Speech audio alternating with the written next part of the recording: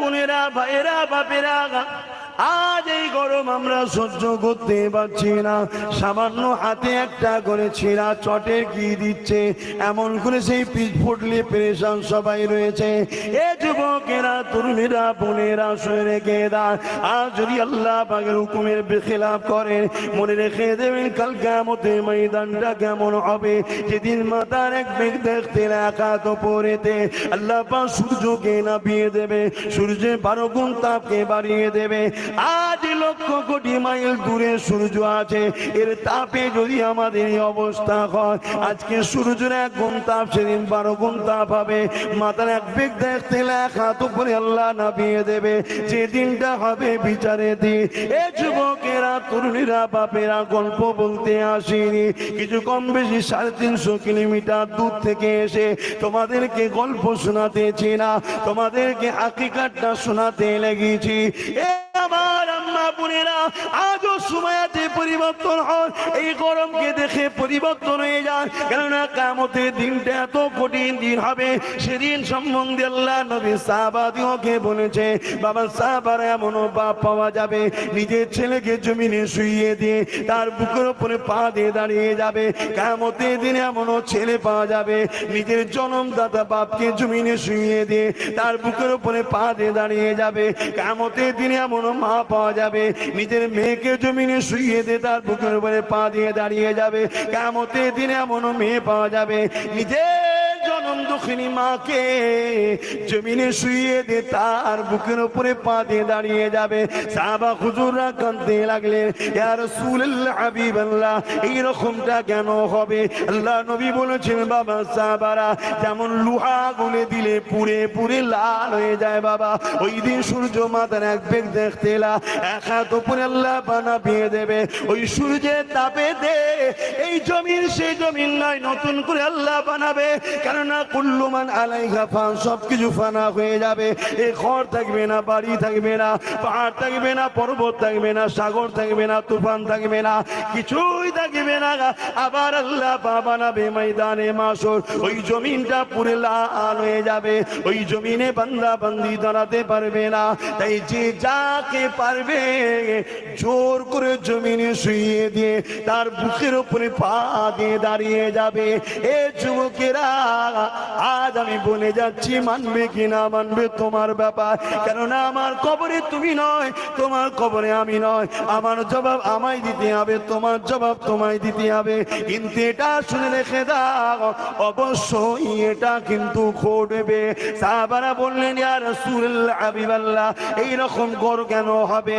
আল্লাহ নবী বললেন, জমিনের উপরে মানুষ দাঁড়াতে পারবে না, ওই সূর্যের তাপে জমিন লাল হয়ে যাবে। তাই যার উপরে যা জোর চলবে তাকে জোর করে শুইয়ে দিয়ে তার বুকে দাঁড়িয়ে যাবে। শুনছো? মাইকের আওয়াজে বুঝছো যুবকরা? একটু হাঁকি না বলো, বুঝছো তো নাকি? মাথায় ঢুকছে? কোন নেশায় ঘুরছো? নামাজ মসজিদে কাজা, মুয়াজ্জিন ডাকছে, হাইয়া আলাস সালাহ, হাইয়া আলাল ফালাহ ডাকছে, হাইয়া আলাস সালাহ বলে ডাকছে। তুমি আমি বাজারে আড্ডা, ক্লাবে আড্ডা, বিভিন্ন দরদি লোকেদের কাছে আড্ডা। মনে রেখে দিও, এমনি এমনি দেয়নি দুটো হাত, এমনি এমনি দেয়নি দুটো পা। সামান্য কেউ 100-200 টাকা দিলে হিসাব গুন্ডাই বুঝে নিচ্ছে। আর আল্লাহ তোমার কোনো অস্তিত্ব ছিল না, অস্তিত্ব দিয়েছে। কি ছিলে তুমি আমি? বলো, কিছু অস্তিত্ব ছিল তোমার আমার? বাপের শরীরের রস মায়ের রেহেমে গেছে। বাপ মা এক জায়গায় হয়েছে, বাপের শরীর থেকে গিয়ে মায়ের রেহেমে ঢুকেছে। সেখানে 10 মাস 10 দিন ধরে মহান স্রষ্টা রব্বুল আলামিন কুদরতি হাতে, কুদরতি ক্ষমতায় 10 মাস 10 দিন ধরে তোমাকে বানিয়েছে।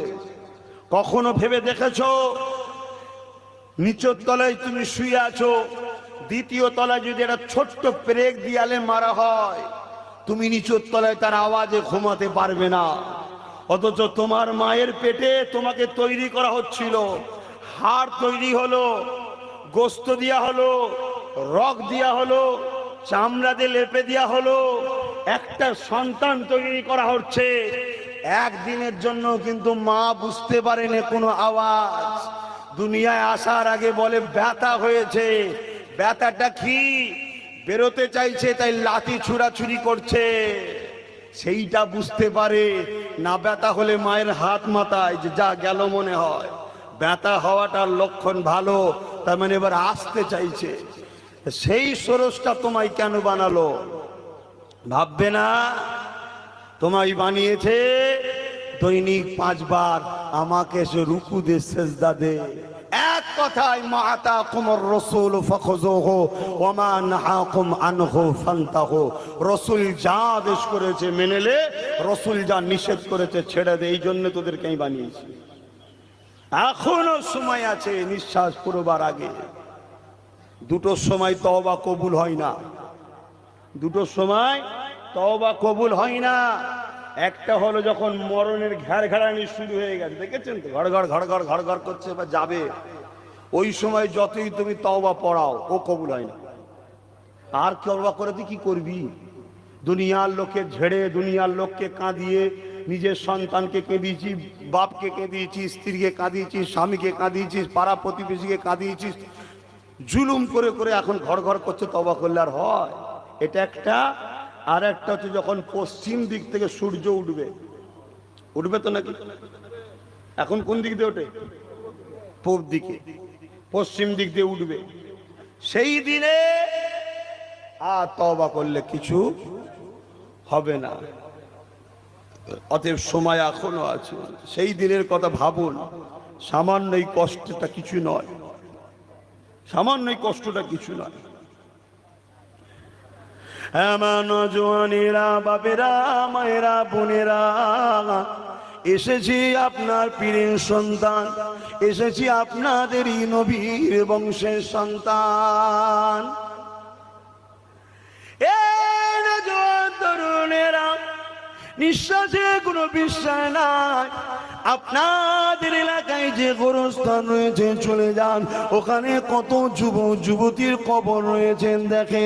বুড়ো হলে যে মারা যাবে এমন কোনো নয় গো। আসার ডেট আছে, যাবার কোনো ডেট নাই। বাপ যা দিবি দিয়ে দে বাবা, হয়ে গেছে। বিয়াদবি হবে না। আমি এখানে নবীর কথা বলবো, ইসলামের কথা বলবো, তোমরা অন্য খেয়ালে তুমি গুনাহগার হবে, আমি তো না।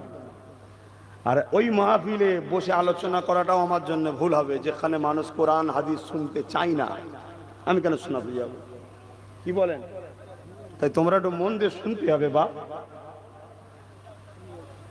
মন দিয়ে শুনতে হবে। খুব দিল থেকে বলছি। আব্বাস সিদ্দিকী সম্বন্ধে কতটা তোমরা জানো জানি না।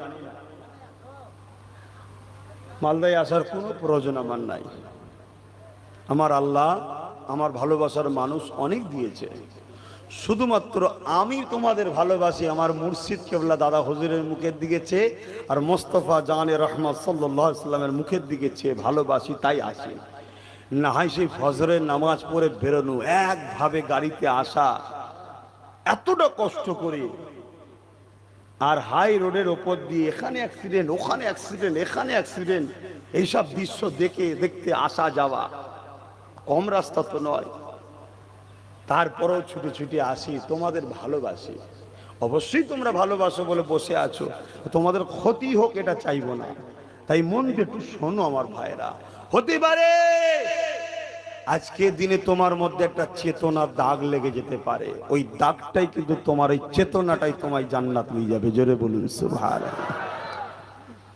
আমিও ছোটবেলায়, আমার মানে ছোটবেলা বলতে কি, আজ থেকে ধরেন না 10 বছর আগের কথা বলছি, আমারও জমিনে পা থাকতো না। এখনকার ছেলেদের যেমন পা থাকে না, আমারও জমিনে পা থাকতো না, উড়ে বেড়াতাম।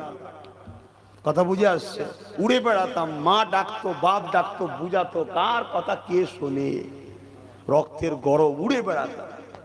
লাস্টে একদিন বাইক অ্যাক্সিডেন্ট করলাম, শুনছেন? বাইক খালের ওপর দিয়ে বাঁশ দিয়ে আছে, বাঁশের ওপর দিয়ে বাইক নিয়ে পার করে দিয়েছি। এরকম ডেঞ্জারাস মোটরসাইকেল চালাতাম। একদিন ছেড়ে দিয়েছি, দাম করে দিয়ে একদম চিৎকার।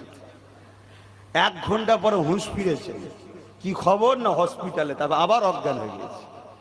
দুদিন পরে 1 সিরিঞ্চি শুধু বসা রক্ত বেরিয়েছে। বাঁচাবার মালিককে আল্লাহ বাঁচিয়ে রেখেছে, এখন রয়েছে আপনাদের সামনে। সেই দিন থেকে আমার মধ্যে চেতনা ঢুকলো, যদি ওটা অজ্ঞান না হয়ে মৃত্যু হতো তো আমার মালিককে যে